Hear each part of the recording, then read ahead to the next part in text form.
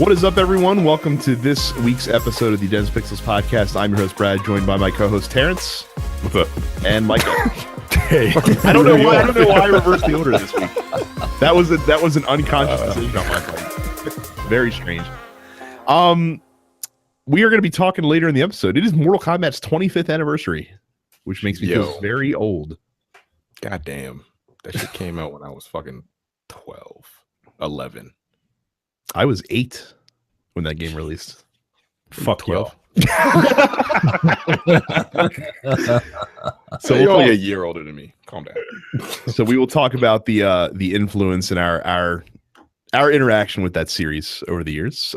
Terrence, you've been playing Fortnite's Battle Royale mode. Yeah, I checked that out. It's free. It's absolutely free to play. I think it's in open beta. I don't know what the fuck it's in. It's basically the PUBG. Not necessarily a knockoff, a ripoff. Yeah, because they use the same engine, which is hilarious to me. But it's kind of fun. Like, you start out with 100 people. The way the game starts out, like, it's 100 people in this big ass. It's just in a room, and then they put you on a flying bus, and the bus kind of flies over the map, and then you can jump out. You have 45 seconds to jump out, and you like skydive to where you want to start out on a map. And in Fortnite, it's basically like a horde mode game where you've got to build fortifications and shit like that and survive. I don't know the actual full game, but in this, they keep those mechanics. So if you find a house and you like mine a bunch of materials and shit, you can basically build a wall around it to protect yourself, and you can hear people shooting your wall down, or you can have people from like far up, high up on a mountaintop shooting at you. And once you die, you die. It's a wrap. You're done. But the thing about it is of course, anyone that's played PUBG, as the match goes on, every 3 minutes, the fighting space gets smaller. So if you get caught in the space when it's kind of collapsing, you can die because you take damage. So you got to run into the space where you're allowed to fight. And once it gets to the like the last, I don't know, however many minutes it is, it's a very enclosed space. So kind of everyone is kind of stuck together, and it's just a brawl. It's a battle royale. That's all it is. But it's actually pretty fun. It honestly, that building mechanic alone might make this better than that PUBG shit. I haven't played it yet, but I will sooner or later. But this is actually pretty fun. It looks better. Like I said, PUBG's ugly as shit. Like, it's not attractive. Fortnite definitely has a distinct style to its art too. So. It's got like that cartoonish look to it. It's kind of fun. Like, if you haven't played it, it's fucking free. Just give it a try. How well did you do? Or have you done? First match I played in, I came in 25th out of 100. That seems. I did a lot good. of hiding. Yeah, I did a lot of hiding. I was a bitch. But that's what you're supposed to do. like what the fuck? I'm not trying to be out in the open. Like, I built myself a little fortification once we got close to the end. And it's kind of hitting the house, picking people up from like a bell tower.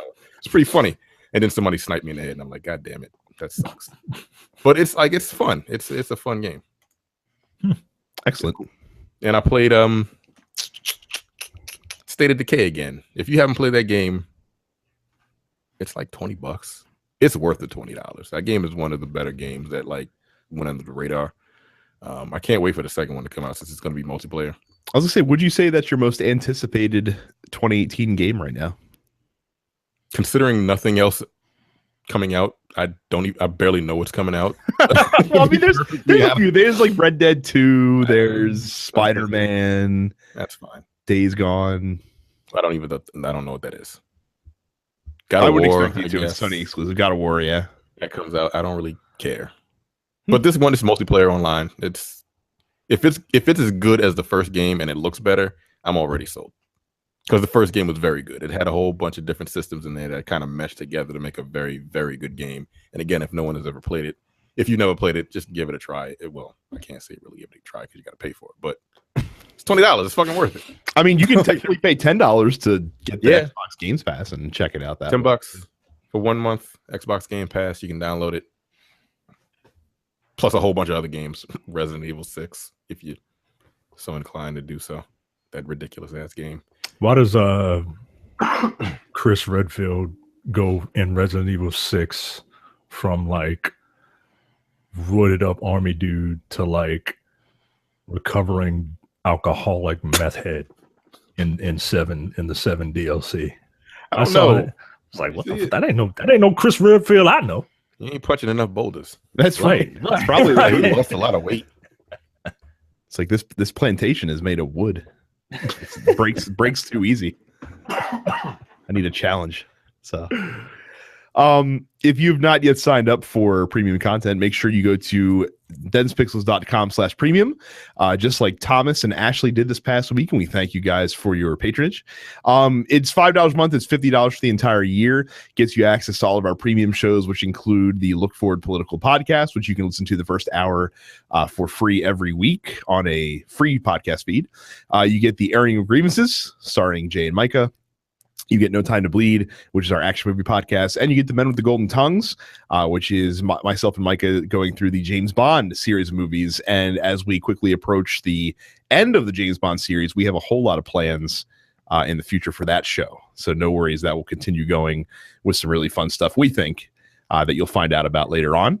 But again, densepixels.com/premium. Sign up today if you've not done so yet. And also, if you use YouTube, make sure you go to youtube.com/densepixels, hit the subscribe button right on that channel, so you get notified whenever all the new content comes out from us.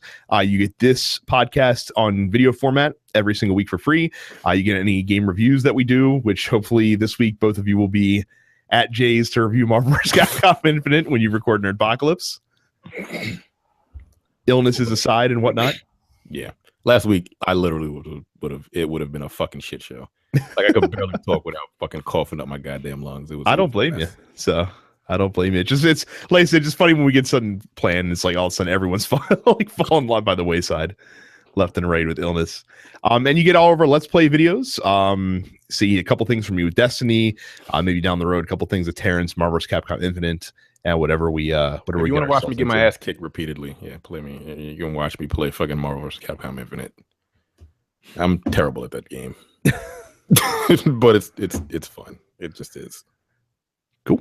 All right. So new releases this week. The somewhat controversial now Middle-earth Shadow of War is releasing this week. There's some controversy because apparently the true ending for the game is behind this Shadow War end part. So after you beat the main story, you have this thing called Shadow Wars, which is like the siege battles that you can do with other players and stuff like that. And apparently you have to defeat that mode in order to get the quote unquote true ending for the game. And it's one of those modes where you can do it for free and grind it out and do all this stuff, or you can give them money for loot boxes and make the time go a little bit faster and not have to grind out as many things. So people are starting to get their feathers up about microtransactions again. More loot boxes. That's cool. So I mean, we knew they were in the game. I think people are just miffed now that they're hiding, not even hiding, but there's a separate ending to the game that you need to go through this last mode to get, and they're incentivizing you to purchase these things to help speed the process along. I guarantee you it will not be worth it. Don't bother. Probably not. To speed the process along by purchasing. Yeah. Matter of fact, don't even bother. What the fuck? Don't even grind your way through it. Fuck it. Oh man. So also releasing this week, The Evil Within 2 from Bethesda Games, Cyber Dimension Neptunia 4 Goddesses Online, whatever the fuck that is. Friday the 13th is getting a retail release. It's been out on digital for a couple months now. Raiden 5 Director's Cut. Yes, the Raiden game, the top-down shooter from way back when, is coming out on retail as well. On the digital side, that game Danger Zone that we talked about a few months ago, which is basically Burnout Crash Mode, the video game, is releasing. Invisible Hours, which is a new murder mystery PlayStation VR game, is coming out. And then Raid World War II is a 4-player cooperative shooter that is coming out this week as well. Release date announcements: Horizon Zero Dawn Complete Edition comes out December 6th, which is probably a couple weeks after the Frozen Wilds DLC comes out, which then indicates that Frozen Wilds is the only DLC that Horizon is going to get if they're releasing the quote-unquote complete edition just a couple weeks after that. Mm-hmm. Any interesting games for you guys in that list? So I saw you both highlighting some stuff. not at I'm looking all. up Invisible Hour to see exactly what this is. Like I said, it looks like a murder mystery simulator essentially. Which no, I think thanks. my wife will like. Thanks, I'm good. Yeah, I think my wife will like that. So I look forward to that. I seen a black dude that looked like he was a butler, and I just clicked to turn that off. I think it does take place in the 20s and 30s. So there you go. I'm good. There you go. Is he supposed to be a butler? He looks like Wesley Snipes. You're looking at the cover, right? No, I was looking at a video trailer. Oh, all right. I'm looking at the cover, and I'm like, what is John Cutter doing here?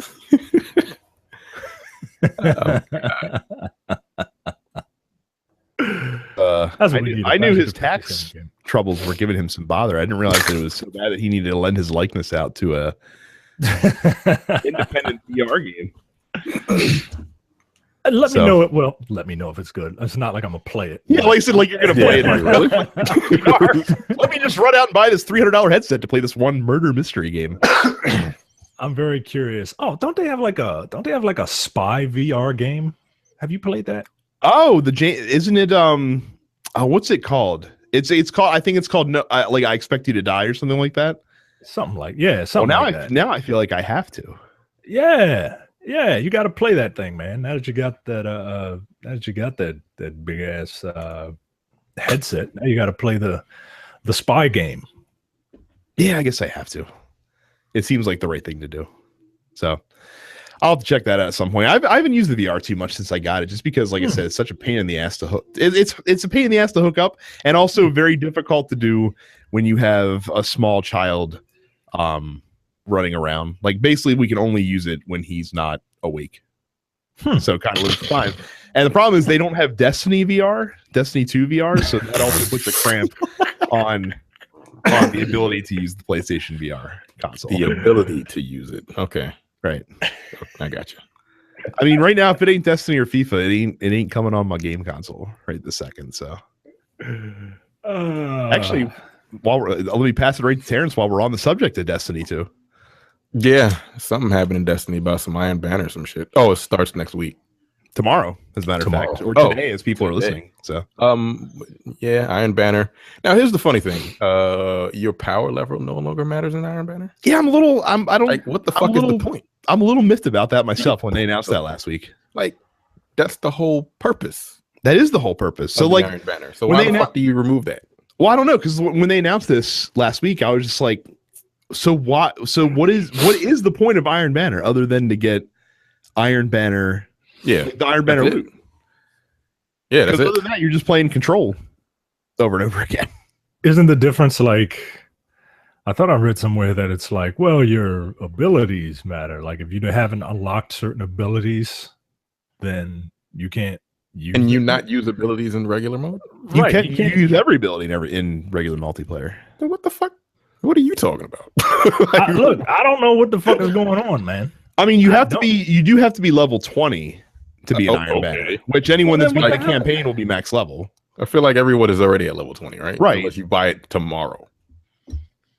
I'm at level 20 with like level 20. 4 characters. How long does it take to get to level 20? 10 hours.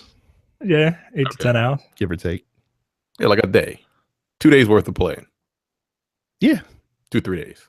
It's weird. It is weird that they took away the thing that arguably makes Iron Banner. So yeah, what the fuck? So I mean, that being said, the armor looks fucking spectacular that they're giving away this week. Yeah, how about I want a samurai sword. Yeah. Maybe I mean they didn't say anything about weapons yet, so maybe there is like a katana that you'll get. Oh, you know what'll happen? Maybe so remember how you didn't get credit for Iron Banner unless you win? Right. Maybe that's the difference. Right? Like they kept that, but No, they didn't. What? Did you read the article? Like it says even if you don't like, or am I missing something? No, you're right. It says you'll get Iron Banner tokens whether you win or lose, but you'll get more if you win. Yeah, you get more if you win. Yeah, they literally made this. What's the fucking point? They've gone out of their so one of the things that the Destiny community has kind of been going back and forth on is Bungie's gone out of the way to make Destiny 2 much more widely accessible, which is a good thing because you get more people to play. Fine, but like it seems to be coming at the expense of some of the higher level activities from the first game that the hardcore people really enjoyed. It's almost like, and I was never super hardcore in the game, but like I was pretty good at the Iron Banner. Oh, the Iron Banner! I got considerably good in the multiplayer. I was fucking trash when I first started playing the multiplayer. I'm like, I am never gonna get good at this. But eventually, I got better at this shit. Now it seems like it doesn't even fucking matter. Like, what's the point? It's just weird. It's like you're going to get the armor regardless of whether you do good or not. Like, so everyone has the armor. It's like, oh, you just went to the Iron Banner. You just play the Iron Banner. You didn't really earn it. You just went to the Iron Banner. I just remember Iron Banner week was like my whole week was centered around playing Iron Banner until I completed all the bounties, basically. Right. But you planned your week around that. You played a shitload of Crucible. You had a good time. You got a lot of weapons, got a lot of armor and stuff like that. And it was really fun to do that like once a month. And this one, it's just like, okay, like once I get the full armor set and then whatever weapons they happen to be giving away, it doesn't seem like there's going to be a lot of incentive to go back and do that. Yeah, it shouldn't even be called the Iron Banner. It's just basically just multiplayer with special armor. You know what'll happen, right? It'll happen. This is what will happen. You're playing this thing because you want to get that set, right? Mm. But with the token system, you trade the tokens in and you get a random loot drop. You aren't going to get a guaranteed piece of armor every time you turn one of those things in. Yeah, you never do. That's true. That's what's going to happen. That's the bullshit that's going to happen with this shit. Because every time you know how long it took me to get them goddamn EDZ armor for my Titan? It took for fucking ever. Because stupid ass Devram wasn't trying to hand that shit out.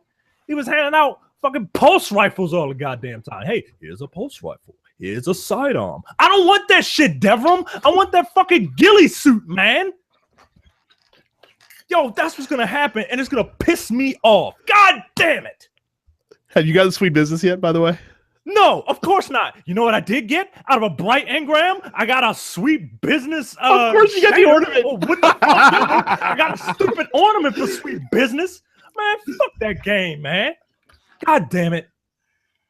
Piece of shit. Terrible. That's why I don't gamble, man. That people were worried, oh, this is going to cause people to think about gambling. Huh? No. It's going to do the opposite because you're going to be like, whoa, I'm playing all this shit and I'm not getting what I want. Fuck gambling. I toss real money. Yo. Fuck you, Destiny. I'll see you on there later tonight. All right. I ain't gonna lie. I'll be on that motherfucker tonight. That's fucking hilarious. My God. But yeah, the Iron Banner is just normal multiplayer with special armor. It is weird. It is weird that they took away, like I said, the defining characteristic of Iron Banner. And also they are doing like a super hard raid mode, whatever. Prestige mode or challenge mode, whatever you want to call it. Yeah. They're doing so that's whatever. I don't care. You have to be max level for that, apparently, because I think it's level 20 or light level. Do they still have light levels? I don't even power level. It's the same basic thing though. 300 is the cap right now. Sorry, 305 is technically the cap right now. So okay. Well, I won't. Yeah. Prestige raid is something that we also will not be doing at any point, probably. I would imagine. I haven't even entered the raid. Yeah. What the fuck? You should. Good. I mean, just enter it. You can go in there by yourself and just walk around a little bit. Oh, no. Fuck that. I just want it for the trophy. I don't give a fuck about the raid. That's something we're gonna get together at some point. So yeah. Let's do it. Amir. Help. Next story. Stranger Things has a video game. Just randomly. It appeared. As if from nowhere. Oh, this is your 410. God damn it, the backwards fucking number. Like, you're trying to figure that. What the hell? Yeah. Yeah, it looks like an old Nintendo game or like Super Nintendo game. I mean, Okay. that does make sense as far as it's an 80s aesthetic 80s game. I don't. Yeah, I but like these the are show. but these are 90s graphics. Yeah. I mean, I hate to be pedantic, but Yeah, and there's not enough like glitching and shit going on. right. So yeah, but yeah, if you want to, is this on PC? I don't even know what the fuck it's on. I think it's a phone game. Yeah, it came out on Oh, phones.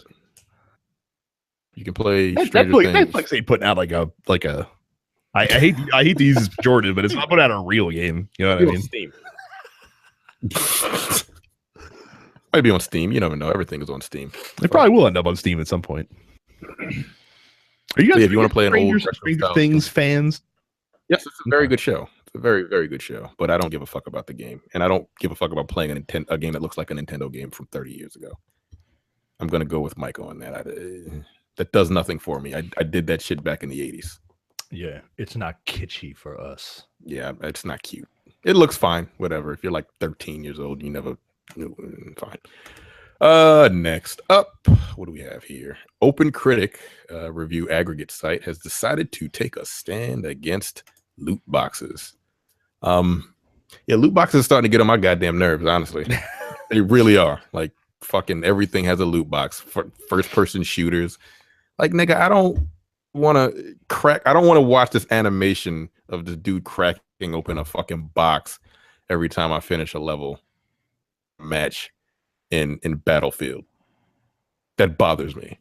And then I get like scrap for a gun. Right. You get like a post-it note and a stamp. Like, what the fuck? What am I supposed to do with this? But anyway, Open Critic, one of the biggest game review. I've never even heard of them, honestly. Apparently they're number 2. So to who?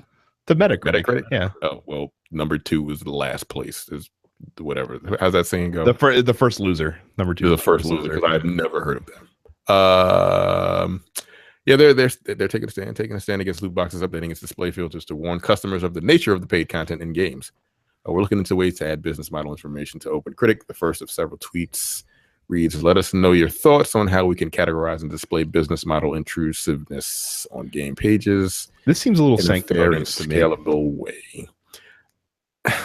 For to do is say, hey, this game has like loot boxes. Beware. It's one thing if you are providing a review of the game yourself and you want to mention that, but if you are a aggregator of review content, so you were just collecting reviews from everybody else, right?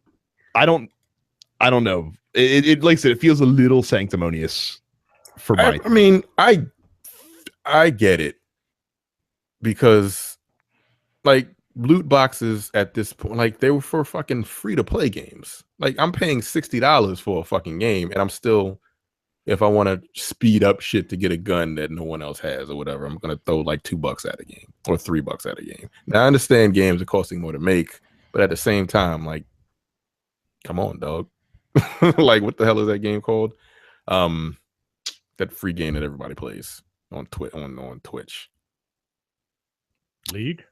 Yeah, League of Legends. Do they have loot boxes? I don't even know. I have no idea. No, they don't. They don't have loot boxes. They do have microtransactions because you can buy skins and stuff for the characters, but you're not. It's not a randomized. Like the game. Once I saw Gears of War transactions with them stupid fucking pick colors for their guns, I'm like, you know what? Fuck off. Like I got rainbow fucking My Little Pony guns and shit. I'm like, why am I paying $5? I saw a $5 skin for a gun on Gears of War. And I'm like, y'all niggas are wilding. I never understood all the way the fuck out. Like, why would I do that? I never understood skins Ultimate for guns. Edition to pay $100. I never understood skins for guns with Gears of War, because the dudes are fucking giant and they obscure the gun. Well, they don't. Because you can see them on their backs when they're when they're running. Ugh. But it's just stupid. Gross. I don't like it. I don't know. For some reason, I don't mind. I don't mind the phenomenon, and I guess that's because I'm not one that's prone to dumping a shitload of real money. No, I don't spend a fucking dime I don't think I spent maybe. I think the only time I ever bought a loot box was in the hell Overwatch, and it was like $5 because there was a skin that I wanted to get, and guess what? I didn't get the fucking skin, so I fucking wasted $5. I think Overwatch probably is the best system because Overwatch has the system where like you get the random loot boxes, right? But then you can also get gold, which you can then use to buy the specific thing that you want. You know how long it takes to collect enough gold to buy that shit? Oh, does it take a while? Like I said, I don't play Overwatch. I put like, I don't know how many fucking hours I put in Overwatch. I think I've only collected maybe 1,500 gold. That doesn't seem like very much. No, you're goddamn right. It doesn't seem like very much. I only was able to buy like one color, and like this is offensive because you get like 50 gold, and you have to level up to get a box. So once you get to like level fucking 50 or whatever, and then you use prestige, you just keep it leveling over and over again. It gets harder and harder to level up. It takes forever. So it's basically designed for you to pay money. I mean, granted, you can just grind it out, but they're always designed for you to pay money to do it quicker. That's why I don't like it. I mean, Mike, you haven't bought silver yet in Destiny, have you? I bought $10 worth of silver. Okay. Yeah. But you probably feel compelled never to do it again, I would imagine. No, I'm too tight with $1. Well, I'm tight with $1, but not really, as we'll probably talk about in the next story. But yeah, no, because it's literally random. When you buy those bright engrams, like there's no guarantee you get anything you want. Like half of the time, it's a shader and 2 mods. Oh no, it is always a shader and 2 mods, and then you get a fourth random item out of a collection of. And it's usually like a purple ship that I don't want. So I was just like, all right, well, screw this. Yeah, like I also bought $10 worth of silver and opened up my engrams, and the only thing I got that I wanted was the salt dude emote, which I enjoyed having. But everything else, I'm like, I don't need half the shit. I'll break it down to bright dust, and I'll get the ornament that pops up in the store that I want at some point. Yep. So, but I'm not offended by loot boxes, but I do think they're bullshit. Like, yeah, they are bullshit. Like if you're going to make me, if you're going to give me the option to pay real money for something, just let me buy the thing that I want. Like, not the actual piece. I don't want to fucking buy a box and hope I get the thing. That's fucked up, man. Right. Like, I don't mind microtransactions. But you know, I just don't. I don't want to buy a lottery ticket. You know what's funny is that everyone lays the blame for the loot watch phenomenon at Overwatch's feet, and that is wholly incorrect.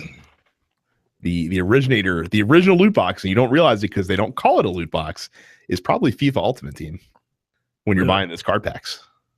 Mm-hmm. I mean, a card pack is just a loot box by any other name, because you're usually buying it hoping to get a good player, and usually end up most of the time with a bunch of average players that you end up selling for in-game coins, which you can then eventually buy a good player with once you've accumulated enough.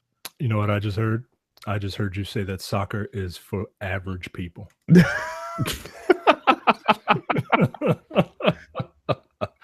Just basic ass people. They like soccer. I mean, it is the world's most popular sport. They're bound to be some basic people that like of the football. So the majority of the world, very, very basic individuals. Yeah, loot boxes fucking suck. They just do. Next up, Street Fighter V Arcade Edition revealed. Existing owners will receive all updates for free. Well, good on Capcom, because that wouldn't have been a good look if you'd made them motherfuckers pay for it. Your faith paid off, Micah. Yeah. See, I knew they wouldn't let me down. Like, they have a bit of a drinking problem sometimes, but you know, they love me. And, do they? Yeah, they'll do right by me eventually. You know, Capcom is going through the 12-step program, making amends. This is step 9, where they're apologizing to everyone. Unlike Ultron, Capcom is not a step skipper. So I can't remember the guy's name who voiced Ultron. Like in the movie? Yeah, what's his name? James Spader. Yes, that was him, right? Yeah, it was him. Yeah. Oh, that's yes. Okay, okay. Seinfeld. Gotcha. Yes, he's a step skipper. The step skipper. He skips step 9. Not Capcom though. This is them doing step 9, making amends after they have. What are the first steps? This is how slow the news is. Guys. We're going to look up the 12 steps to see how far along. While you look that up, in the upcoming arcade mode, players can reminisce in the Street Fighter series history as they celebrate the last 30 years of the multi-million selling franchise. I don't think that people are going to be celebrating 30 years of Street Fighter by playing Street Fighter V Arcade Edition. Yeah, doubt that. Choose from 6 different paths and compete in matches against CPU opponents to reveal unique endings based on player performance. In extra battle mode, a new series of time-exclusive challenges will be available for players to use their fight money for the chance to receive an exclusive premium outfit each month. Isn't that cute? Complete all 4 challenges each month and receive a special premium costume exclusive to this mode. Costumes. With extra challenges being added and more unannounced content on the way, Street Fighter V will continue to deliver new and refreshed content on a regular basis throughout 2018 and beyond. Good on them. They are bearing the lead here. I mean, they are rolling out a revolutionary feature for fighting games that we've never seen before. An arcade mode? Yeah, saw that one coming. I mean, you asked for it, and a year later, 2 years later, now you're gonna get it. When the fuck did this come out originally? Didn't it come out last 2015? No, it was February 2016 when it came out. Yeah. Oh yeah, and it'll be 2018. Fucking crap. Yeah. Wow. Damn, guys, there are bonus stages in the arcade mode. Oh snap! You get to punch barrels. What is this, Street Fighter 4? Yeah. Look, I'm excited for it, man. Really? When was the last time you played Capcom? This past weekend. Thank you very much. How yes, long? I did. I can't remember how long, but I did play it this weekend because I went and bought that Cammy stage because I like. Micah. I like that stage. I think you need to go through the 12-step program. But you bought a stage? He did it. It probably cost like how much is the stage? It costs $3.99. Oh, they must have been on sale. 20% off. Yeah, I like that Cammy stage. I think it's beautiful. Did you find the 12-step program? Let's see what step you're on with Street Fighter. Step 0. Step probably. 1 is admitting we were powerless over alcohol, that our lives have become unmanageable. Yeah, I could say that Capcom has become unmanageable with its Street Fighter-iness. 2, came to believe that a power greater than ourselves could restore us to sanity. The power of the almighty dollar, because they weren't making any money. They made a decision to turn their will and their lives over to the care of God. Wait, back up. This is the 12 steps of what? You didn't know that the 12-step program was just some spiritual stuff? No, because I'm not an alcoholic. Yeah, that's what it is. It's basically, that's why you're doing this. Like that's why you see all these like preachers who look like like niggas that ain't shit when they're younger all of a sudden become like holy, and yeah, fuck them niggas. That's what this is. I don't like them dudes. And like family, fuck that dude. And like every step all the way up to like step 9 mentions God or has some sort of prayer thing involved. Who the fuck who came up with this? Like, I'm offended. Some guy named Bill Wilson. So 12-step program is just to basically believe in Jesus, God, Pretty much, yeah. and he'll keep you from drinking. Do you get don't you get like a token or some shit like that? Yeah, you get a Can coin. Can you use that token to open a loot box and possibly have like non-alcoholic beverages in it? You might be able to fool a liquor store clerk and be like, "Yo, this is a gold coin, man. Man, let me get this." You know. I found the atheist 12-step program, by the way. Oh snap! Is it one step? Stop drinking. Well, no. The first step is we admitted we were powerless over alcohol. 2 is came to believe we couldn't solve the problem on our own, but that the group power of AA and the rest of this program could restore us to sanity. 3 is we nominated greater powers to remind. We each nominated greater powers to remind us there are bigger things than ourselves and not to play God. Then we begin to let go of self-will. Number 5, admitted without reservation to ourselves and another human being the exact nature of our wrongs. Okay. Is this real? Yeah, this is real. What the hell? It literally says an atheist 12-step program for people put off by the God references in AA. So they basically, right, like I'm Which looking I at totally the 12, appreciate, by the way. I'm looking at the 12-step program. They're basically just removing the God parts. Essentially, yes. Admitted to God, to ourselves, and to another human being the exact nature of our wrongs. That's step 5 in the real 12-step program. And then yours is I also admitted to ourselves and to other humans the exact nature of our wrongs. That's it. Huh. I didn't know any of that. Yeah, man. Religion is everywhere. Accept it. You'll accept it when you get old. I'm sure. Or when you get a disease like Miss Tony.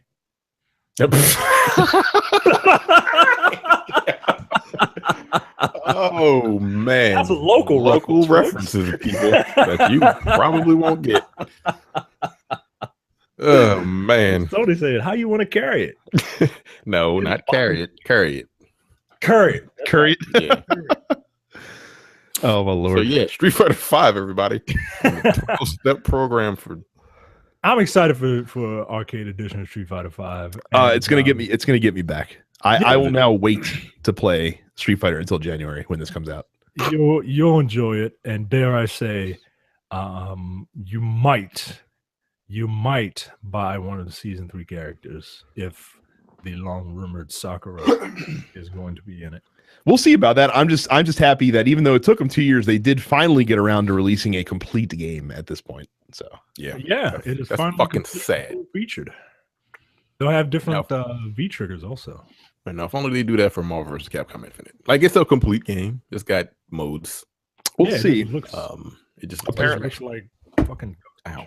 Apparently, it's not doing well outside of, or well, at least in Japan and the European markets right now. You said it's not doing well in Japan? No. Wow. I figured they would really get well. In fairness, so some people talked about this, and I was curious. So I actually looked back. Apparently, the Versus series doesn't typically do well. Oh yeah, it doesn't do well compared to Street Fighter. Absolutely not. Right. So the U.S. is the biggest market for the Versus series, and sales figures have not been reported yet for the U.S. But apparently in Japan and in Europe, it is doing very, very poorly. In Europe, it got outsold by something fighting game wise that was a bit of a surprise. I can't remember what it was though. Pokken? Yes, it was Pokken Tournament actually. Yes. So I mean, also got outsold by Ultra Street Fighter 2 for the Switch. Everyone loves that stupid shit for some reason. Pokemon Tournament. It's not a fight. Pokken sounds too much like Token. I don't approve of that.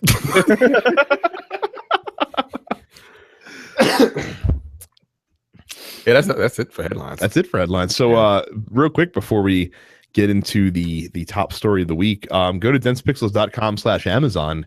Whenever you buy anything big or small from Amazon.com, you'll pay the same low price, but we get a very small percentage of the sale, which goes towards helping pay for overhead costs like hosting fees, equipment, stuff like that for this podcast.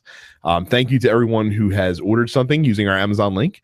And if you have not, give it a try. It's super easy. Again, densepixels.com/Amazon. For anything you buy off Amazon.com, big or small. Micah. 25 years ago, Mortal Kombat was released. Mortal Kombat was developed originally, and it was originally based on an idea that Ed Boon and John Tobias had of making a video game starring Jean-Claude Van Damme. But that idea fell through. A fantasy horror themed fighting game titled Mortal Kombat was created instead.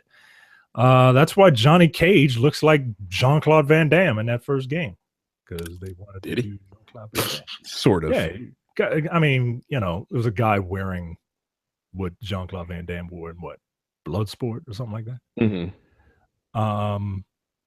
The series has a reputation for high levels of bloody violence, including most notably its fatalities, the most pretentious word for death ever.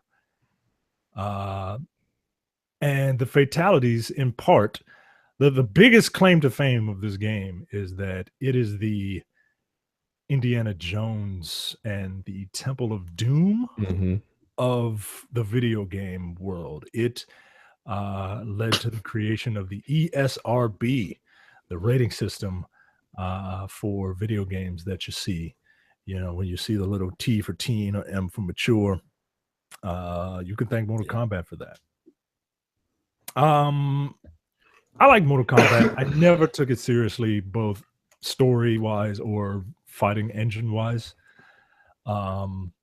Those early games were just like a big fuck you. Like it is the American version of what a fighting game would be, right? Like, meanwhile, you got Street Fighter 2 out there, and which has game mechanics that are still used to this day. And Mortal Kombat was sitting there like punch, punch, punch, punch, punch, punch, punch, punch, punch, sweep. Yeah. Like, it was not the best game to play, right? Like, it was all style over substance. It was garbage. It just was. Like, even 25 years ago when that game came out, it was trash. Yeah. It was all about those fucking fatalities. Yep. Like, he would just sweep kick people until you saw that finish him, and then like people that stayed in the arcade 24/7 figured out the goddamn fatalities because there wasn't no internet. Right. How the fuck they figured that shit out? That's pretty goddamn incredible if you ask me. But yeah, like, that's all people wanted to see. Oh shit, fucking Sub-Zero ripped this dude's spine out. That's awesome. How the fuck did you figure that out? Right. Like, because they're not really like they're like back, forward, down, forward, high. Like, wait a minute. Yeah. Like, you can't just do this shit and think and just get it. Right? Like, you gotta be back, down, forward from sweep distance. What the fuck? Yeah. People figured it out no matter what. And it was always cool when you were in the arcades. Like it was, Mortal Kombat is like the Saturday morning, like, chop sake, you know, on Fox 45 movies that you see that all black people just watched, right? Like, because I would be in arcades and I would see just a gang of black people standing around waiting to see if somebody can do a fatality. They don't give a damn about the fighting. They just wanted to see if, you know, Melina could suck this person up and spit out a bunch of femurs. You know what I mean? But it was, quite frankly, I am amazed that Mortal Kombat has lasted this long. Yeah, but it has. Do you think it would have if it wasn't taboo back in the 90s and gained this like cult, this almost cult-like appreciation, which eventually led it into the mainstream a little bit? If the violence wasn't there, no. If it didn't have that gimmick of like, oh shit, yo, he punched him and blood came out, like, because that's all it took in the 90s, right? Like, the 90s was a weird time, man, where everything was like extreme, right? And yeah, they spelled combat with a fucking K, right? Because they want to be. But some people don't know how to fucking spell combat now. You know what I'm saying? Like, some people think that combat is spelled with a K. Like, that's how influential this game is. And no, I don't think it would have been popular without the gimmick. But they took the gimmick and they marketed the shit. And like this is such an American game, right? Because the first game, they were like, yo, instead of this art style, we're gonna have real people come up and be actors, right? Because we want to be like realistic with our spine pulling. And they made a okay game, right? No, they And didn't. then Mortal Kombat 2, you know what I mean. And Mortal Kombat 2 came out, right? And like, whoa, the graphics, yo. The graphics is amazing, like, because that's all you really need to please people in the 90s, right? It's just good graphics. Same stupid ass gameplay, but they have good graphics and a bunch of, now they got a bunch of in jokes and yo, there's different ways to kill people now. That's what you like, right? And then, you know, they just kept going. Yeah, babalities and stage fatalities and fucking animality. Like, all right. Okay. Yeah, Mortal Kombat 2. I mean, Mortal Kombat 2, everybody loves Mortal Kombat 2, but Mortal Kombat 2 is just trash too. I would argue threw all the trash in there. Yeah, I would argue Mortal Kombat 1 through 8 were trash. I mean, like they were all garbage until like fucking Mortal Kombat 9 came out and it was like an actual fucking fighting game. Yeah. Like they weren't, none of them were really good. Nah. But like fucking 4 years ago when 9 came out, that shit fucking changed the game. I was like, wow, they actually made a real fighting game. And even still, it's fucking Mortal Kombat. And it ain't the best fighting game anymore. It's really not. But so Mortal Kombat 10, you know, it's I do agree with you guys that I think the value of Mortal Kombat's gameplay, especially the older games, is way overstated today because it was not a good game. However, value. For me, like Mortal Kombat is the first game really that came out that made people start to realize, hey, video games aren't just like kids' toys, right? Like this was the first game marketed to like an older crowd, to the point where like when it came out on SNES, like Nintendo had a strict policy, no blood. So like they had to turn the blood gray and call it sweat whenever guys would get punched in the SNES version. Of course, the Genesis version had no problem, you know, putting the gory stuff in there. ABACABB for the blood code. Damn. Yep. I remember at the game. But it's so like I said, like that's I think that's why Mortal Kombat is definitely a hugely important game through video game history. And like Mike has said, it is also directly responsible for the creation of the ESRB, which is kind of a bigger deal than people give it credit for, because that was video games' first real challenge against Congress, essentially against regulation and against this legislative body that was trying to kind of clamp down on it, because it got to a point where, of course, you know, older people, parents just don't understand the words of Fresh Prince, and they were trying to lock it down. And to credit the video game industry, they took the initiative to police themselves, I guess, and kind of like fix the house before the government could come in to fix it for them, if that makes sense. Kind of wish another industry in this day and age could maybe do the same thing, but you know, there's no impetus to get that moving. Speaking of violence, but not to get too off topic, but it's for me, like that's the lasting legacy of Mortal Kombat, because I didn't really even play Mortal Kombat that much when I was a kid. I didn't experience the franchise until Mortal Kombat 2. And even then, I couldn't play it that much because my mom was really strict. And of course, she had heard about Mortal Kombat. She's like, "Oh no, you're not buying that game at all." So I could only play that whenever I went over to friends' houses that had it. And I also couldn't do the fatalities to save my life. I was terrible at doing things. I didn't realize you had to hold the block button down to do the directional inputs. So I was a dumb kid. Well, for the jump ones where you had to press up, you had to hold the block button. Yeah, fuck you, by the way. Like, don't make me have to go through all that and then make me have to jump in order to do some of them. Like, get the fuck out of here, man. Favorite, you have a favorite Mortal Kombat? 9. Yeah, 9's probably the answer for me as well. Like 10 is cool, but 9 is better. I'm not better, but yeah, I like 9 better than 10, honestly. Do you have a favorite fatality? There's so many fucking fatalities. No, because you do them once and I don't give a fuck anymore.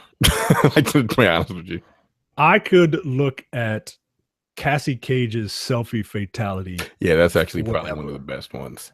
And I think it's one of the best ones because it feels different, right? Like, because all the fatalities are, popping somebody's head off, right? Johnny Cage punches somebody's head off. They're either decapitations or burnings, which is why I like Kano's in the first one, because he pulls your heart out. Because it was different, right? Johnny Cage punches your head off. Sub-Zero rips your head off. Sonya burns you to death. Scorpion burns you to death. I can't remember anybody else in that fucking game.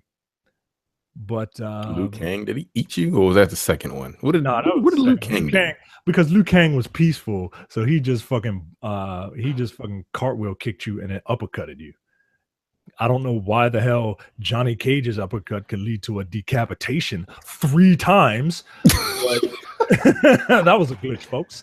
Yeah. But Liu Kang's uppercut is like, pow, and just hit you in the air. Liu Kang is definitely not a replicant. Like, he's way too weak. I'll go old school. I always like the arcade drop fatality that Liu Kang did, where he would drop the Mortal Kombat arcade cabinet onto the character. I forgot about that. I like the fourth wall breaking stuff in games like this, because like I said, if you're gonna be ridiculous, like, be completely ridiculous, go completely over the top.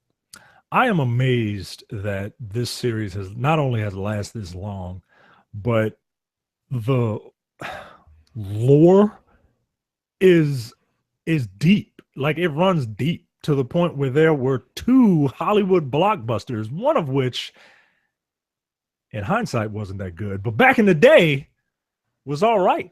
Well, can we talk about that too real quick? Is the first Mortal Kombat movie the best video game adaptation movie that's come out so far? Fuck no. No.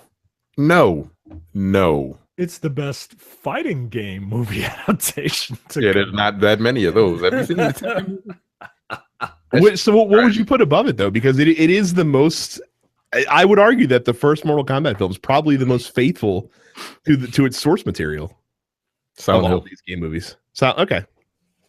I still say Silent Hill is the best, like, video game adaptation of a movie. Because Silent Hill is just so goddamn creepy. It's the best video game adaptation of a movie that people have seen. And then the second one fell off a cliff. Well, it's because the second one was fucking awful. The second one was god awful, man. Like, the second one takes place literally 1 minute after the first one ends, and all of a sudden there's a brand new Johnny Cage who his agent got him out of that thing real quick because he immediately dies. There's a brand new Sonya, and Saber from American Gladiators was in it. What the fuck? There's a new Raiden too. Yeah, James Remar, Dexter's dad, father. Yeah. I don't know if I've ever seen Mortal Kombat Annihilation. Yo, we might have to do a No Time to Bleed. I really don't think we need to do a No Time to Bleed for that film. Yo, I just want to clown that movie so bad. Maybe when we have to scrape when we run out of good movies to do, we'll start to all right about Annihilation. I'll give you that. We did the first one already, so I want to make fun of that movie so Do you bad. think if they were to do another Mortal Kombat, or like reboot it for cinema, do you think they do? Well, it would look better. It would look better. It would look like the shorts that came out a few years ago. Actually, those weren't too bad at all. Actually, yeah, those were they got ridiculous. Did they? I don't know. They got the whole gritty, super hyper realistic thing that they were going for. Yeah, they threw that out the window because you have to, because it's Mortal Kombat. Like, it's just it's a rainbow coalition of ninjas that star in that game. Like, it's not, you can only take it so seriously. The only reason I liked it is because it gave Michael Jai White some work. I mean, other than that. But Mortal Kombat has lasted the test of time, man. And I mean, to be fair too, it also like ingrained itself into pop culture more than most video games do. Yeah. At this point, Back then, it was Mortal Kombat and Lara Croft. Back in the 90s, those were the mascots of video games and pop culture. Yeah, when did Tomb Raider that came out in 96? I remember when that game came out. I was going to I went to school with a friend of mine. He bought it, and he was telling me about the game. He was like, "Oh, this game is fucking awesome. You run around in tombs and shit, and this woman." And then I asked my parents to get it for me, and I saw the cover because I hadn't seen shit. I didn't know, and I saw the cover. I was like, "The fuck is going on here?" Like when I saw the cover, that Madonna doing on here with her triangle boobs. I remember seeing that cover for the first time. I was like, I don't understand what's happening right now. And I'm surprised my parents actually bought Mortal Kombat for me as a kid for Sega Genesis, to be honest with you, because they were kind of strict also. But yeah, you know what I liked? Mortal Kombat Shaolin Monks. I enjoyed that game. That game was actually really fucking fun. Yeah, I really enjoyed Liu Kang and Sub-Zero. Who the fuck? Kung Lao. Kung Lao. Okay. Yeah, I really enjoyed. No, that was another game that I think he was in. Some terrible ass game. But yeah, that game was fun. What was it? Special Forces? Was that the one? I think that was the one with that was one with Sub-Zero. Yeah, yeah, that's the one I'm thinking of. Mortal Kombat Mythologies was the one with Sub-Zero. But yeah, Mortal Kombat had cartoons, movies, a shit ton of games. It was something. It was a phenomenon. That's for sure. Now they're finally getting back to what, brought them to the dance, and that's making fighting games. There's gonna be an adjective that you threw in there that you held back from. Making subpar fighting. Average fighting.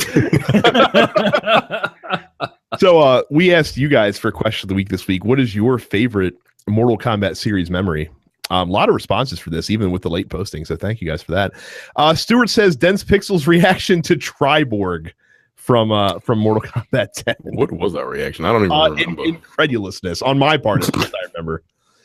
Because I thought it was the laziest piece of shit that I'd ever heard in my entire life. Let's just take the three robots and combine them together into one. I'm just like, shut up. Shut up. I don't remember. I don't remember what episode it was from, but a worthwhile rant. You had three different since everyone had three different styles, they just made the one and it was all three different fucking cyborgs. That's fucking dumb. And it was just a different color. Fucking dumb. I was really offended by the name because I do not like puns. It is one of the lowest forms of comedy done by people who think incredibly highly of themselves. And he's a cyborg, but he's three of them. He's Triborg. Like, fuck off. Fucking improv puns. Like, they're right there. They're neck and neck, man. Amir says he hasn't really played the games, but his favorite scene from the movie was when Liu Kang finally did that damn bicycle kick. That was what everyone was waiting for in that film. Yeah. Much like everyone Street Fighter kept waiting for Ryu to throw a fireball. Because people didn't think somebody could do a bicycle kick. And it looked ugly. I mean, it's all wires. So. Yeah, but he did it. There's a wrestler that can do a bicycle kick. I forget the name. And he kind of cheats, right? Like, he just kind of runs up your body. He doesn't do a bicycle kick. He just fucking runs up. Brandon says the first time he beat Mortal Kombat 2, it was with Baraka. He felt like a champion. Yeah, man. Shao Kahn was a dick in that game. Shao Kahn was one of the cheapest motherfuckers I've ever had the displeasure of fighting. It was made even worse in Mortal Kombat 9. Fuck you. Yeah, that being said, I hated Baraka in Mortal. Baraka was arguably my least favorite character in Mortal Kombat 2, mostly because he had the stupid move where he's like slap-handed you with his blade hands. Oh, hated that fucking move. Called the Three Stooges or something like that. Henry appears. I think we might have hit a sweet spot with Henry. He appears a couple of times in this question week. For the first time, he says, the first time I pulled off Liu Kang's fatality in Mortal Kombat 1. Oh, and seeing the Deadpool fatality in Mortal Kombat 2. He hasn't really played any of the newer ones. He says he hasn't played it since Mortal Kombat 3. So, but the new games don't have the same charm and kitsch values that the originals had. No, now they're just trying to gross you out. Yeah, being as graphic as possible. It's fucking, I'm gonna pull out your entrails through your mouth. Like, okay, game, calm down. I mean, I get it, right? Like, we don't want to just see decapitations, but Jesus Christ, I don't need to see you disembowel somebody. Brad says, "Get over here." I feel we're gonna have a couple of those in there as well. Damon says, the first time I figured out how to do Sub-Zero's fatality and taking people's lunch money at the arcade, I worked with Jack so badly that they had to institute a no gambling rule at work. Henry comes back and says, "Oh, and fighting Jade and Smoke for the first time." Yeah, that's right. I forgot the arcade version did have they were hidden characters in the arcade version. Yeah, more palette swap ninjas. Ooh, really original. I don't know any other fighting game series that would do such a thing. Donald says, "Toasty." So the other favorite meme from the Mortal Kombat games. Jay says that people actually did babalities was a thing. I never saw anyone actually do a babality in the arcade. Nah, not in the wild. You wouldn't waste a quarter on that, but at home, sure, why not? Yeah, I don't want to be your friend, and I don't want you to turn into a baby because that means you're going to live twice as long. Get out of here. I hate you. I want you to die. Henry comes back a third time and says, "Oh, and the first time I saw a brutality in Ultimate Mortal Kombat 3 in the arcade. Holy cow. I miss video arcades." I miss video arcades also. I had a great time when we went to Carrie's wedding reception at Timeline. Yeah, it was fun. Yeah, that was fun if you found a working machine. Yeah, they were beat up. Johnny says trolling people in Mortal Kombat 2 with friendship endings. Apparently giving gifts was just worse than killing them, so I ran with it. I could see how somebody would be offended. Like, no, motherfucker, just kill me, man. Just kill me, man. Like, no. I'm going to give you a box. Friendship. Like, nigga, fuck you. I'm going to give you a balloon because I like you. Nigga, you just, fuck you, yo. Stuart posts a scene from Mortal Kombat Annihilation that says the worst line in script writing history. Let me guess. I haven't watched it. It is Queen Sindel saying, "You." Yes, it is. Will die. Like, oh my God. Come on, lady. Yes, very heavy. That is the exact line. Micah is dead on the money with that. Anthony says the music, the first movie, is still a favorite of mine and getting my ass beat in the game consistently. I didn't care for the music in the game so much, personally. That didn't really do anything for me. I don't remember the music. Yeah, I don't remember. The music in the game was usually just like boom, boom, boom, boom, boom, boom, boom, boom, boom, boom. Like you could barely hear it once. Right. The song that everyone remembers, of course, is the theme from the movie. Yeah, that rave beat. Duke says entering that blood code of my brother's Genesis and then for a moment regretting having a Super Nintendo. I'm right there with you, Duke. I had to go over to my my buddy Brian's house to play the graphically subpar version of Mortal Kombat just because it had blood in it. Like, do I want superior graphics and sweat, or do I want pixelated graphics and blood? And I would go over there because I was 12, and I would go over there and look at the blood. And a proper controller too. You had to sacrifice. Yeah, the Genesis controller stinks, man. 6-button one was okay, but yeah, the traditional one was terrible. Fighting games is awful. The 3-button one was terrible. Moses says his favorite was Mortal Kombat 2, hands down. Jack says his favorite memory is going to see the movie, the only movie that he has ever snuck into. Which I find hard to believe considering how much stuff Jack watches for free.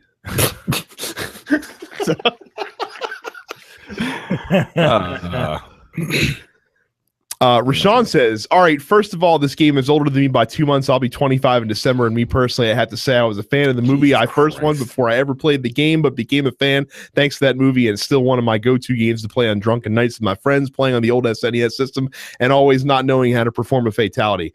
Also, does anyone remember the cheat code for the Genesis to unlock the uncensored parts of the game? Yes, Terrence gave it to you earlier in the episode.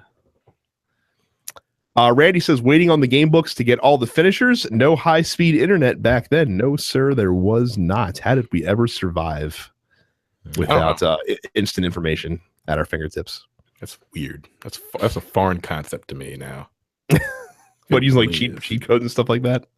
I just like not having information readily available. Have to go to like a library. What the fuck is that?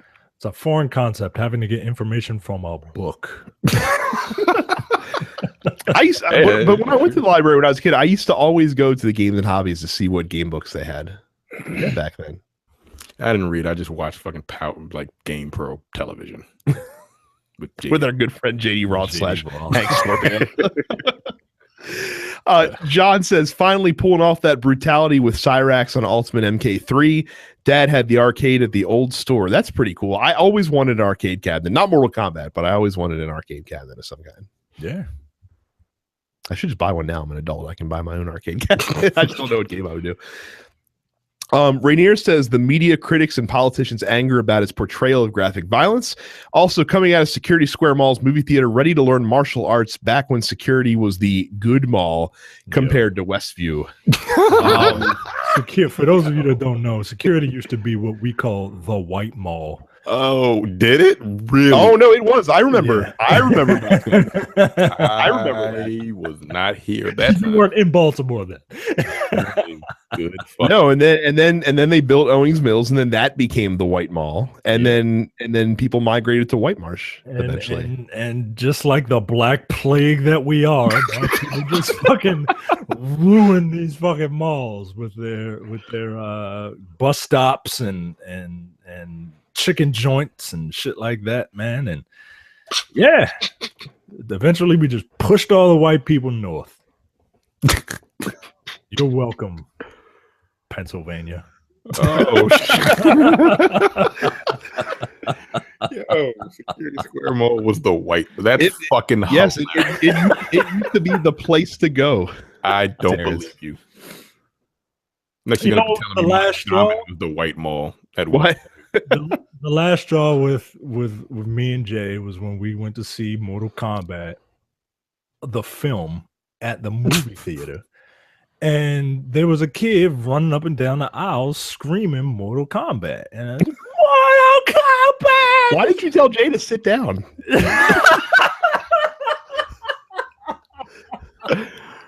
So like, motherfucker, I'm paying for this, man. And we never went back. We were just like, you know what, this theater might, this whole area might be a little too black for us. The last time I went to Security Square Mall movie theater, I went to go see Training Day. That was not a good idea. That is, they no metal detectors. Just say that much. Oh, he was banging off shots at the fucking in the movie theater. Not a good look. I was like, well, I don't need to come here anymore. It's enough for me. Malcolm also gives us a toasty. You don't get two. I only did one for this segment. Michael says, my first memories with Mortal Kombat was back when my cousin got it on the Genesis the day of its release. Whenever we had a family event at my grandma's, he'd bring his Sega and connect it in the guest room. I went in that room with my cousins. We'd have Mortal Kombat marathons. I remember we weren't supposed to have that game, but we played the shit out of it. We thought we were such badass little kids sneaking off like we were doing drugs or something. I will say, like, whenever I went to like sleepovers and stuff like that when I was a kid, fighting games were the games that got played the most. Oh yeah. Kenneth remembers playing Mortal Kombat 2 $5 money matches back in the day. Yeah, I'm gonna say I'm not that good. Leopoldo says we didn't have. And that's arcades. The worst game to play for fucking money. Oh, what the fuck? Yeah, for sure. The hell, no skill in that shit. Leopoldo says we didn't have arcades where I grew up. We had a cabinet or two in random spots: pizza joint, laundromat, Jamaican health food store, etc. So we found out the Chinese spot in the pizzeria had Mortal Kombat. We'd all hit the Chinese spot first because they would take $1 food stamp and exchange it into 3/4 to play the game. So my memory would have to be the realization of how many dollar food stamps they must have been swimming in, thanks to Goro whooping all our asses. Damn. The thing that I am curious about are the 3 words Jamaican health food. Wait, what? That was interesting. Jamaican health food spot. Okay. Yeah. But hey, I'm just curious as to what it is. You know. I mean, Micah, go down Liberty Road a little ways, and you might be able to find some similar establishments. Currently, All the time. I don't think that's Jamaican health food though. There's like isn't there like a Caribbean grocery or something like that in like around Milford and Liberty? I think so. Well, I think they turned it into like a hair spot. Okay. Mark says, during my first unsuccessful year of school, it was one of the very first pirated games I'd ever played, along with Eye of the Beholder, Doom, and the first Civ. Figuring out the fatalities and actually being able to perform them was awe-inspiring at the time. Of course, being the mature university students we were, Sonia's handstand grabby flip move was called the Bearded Clam Slams. and somewhere in the world, a former women's wrestler from the Attitude Era is listening to this and is looking back like, damn it, it was right there. Son of a bitch. Oh, shit, that's funny. Aaron also gives us a toasty. And Trey says, whooping a classmate's ass in Ultimate MK3 at the local pizzeria. He talked all that shit about how that subway stage fatality feel. Or sorry, he talked all that shit, but how does that subway stage fatality feel, you bastard? And let me make sure that there's no other ones. Nope, that looks to be about it. So thank you guys for reminiscing in Mortal Kombat with us. Yeah, like I said, a game that, like I said, to wrap it up, that feels like it contributed way more than it should have based on the quality of the game itself. Yeah. But hey, I'm not knocking their success, man. Like it's a fixture in the video game community. And look, it led to Injustice happening, which is arguably the best thing to come out of the Mortal Kombat series, if we're being quite honest. So, yeah, I ain't lying. I mean, we had to get MK versus DC. Yo, that game is trash. I do like the only thing I like about MK versus DC is that the stage transitions. the Joker's fatality was censored, which led to MK9 having Shang Tsung turn into a clown and then blow your head off with a 357. Wait, was that one of his fatalities? Yeah. Yeah. I remember that shit. Because they wanted, because it was such a cool fucking fatality. It was like he pulls out a gun, and it's like bang. It was like a fake gun. It was like, oh, oops. What a joke. Bang. And then just fucking blows your head off. All right, well, that's our show for this week. Make sure if you're not a member of our gaming group on Facebook, go to densepixels.com/fans and join up in there. Lots of awesome conversations happening there every day. I'll leave us a 5-star review on iTunes. If you guys did, I apologize, but I forgot to check this week. So if you did leave one last week, we'll get it next week. Facebook and Twitter, you can follow us at densepixels. Subscribe to the show on any pod catching service that you use, including iTunes, Google Play Music. I'm partial to Pocket Cast myself. And then we're all on Twitch TV. I'm Dense Pixels Brad, Terrence is Apparition 410, Micah is Dense Black Nerd, and Carrie is Sup It's Carrie. And speaking of Carrie, just a couple weeks left before Extra Life 2017, which she is taking part in, as we said, the de facto Dense Pixels stream officially for us. So contribute there if you can. She is raising funds for a variety of children's charities in the area. So definitely check that out as well. So that is it. We will see you guys next week, hopefully with a little bit more news than we had this week. For whatever reason, it was just a fucking bare week in the news sense, but they usually make up for that the following week. Oh, real quick, also, I was incredibly uncomfortable watching that Hell in a Cell match last night, I gotta say, at the Hell in a Cell pay-per-view. Yeah, I didn't look, I don't know what that guy thinks he has to prove, man. But, I'm starting to think he's Bruce Willis's character in the and he's trying to die. He's just like, fuck it. Listen, I've just come to the point where when I'm watching those matches, I'm like, the only thought going through my head is, please don't get seriously injured. Please don't get seriously. Like, I'm just praying that nobody fucking gets hurt when they were up on top of the cage like that. Thank you, Cam, by the way, for the assist last night. I really appreciate it. That's funny. All right, that's it, y'all. See you next week. See ya. Take it easy.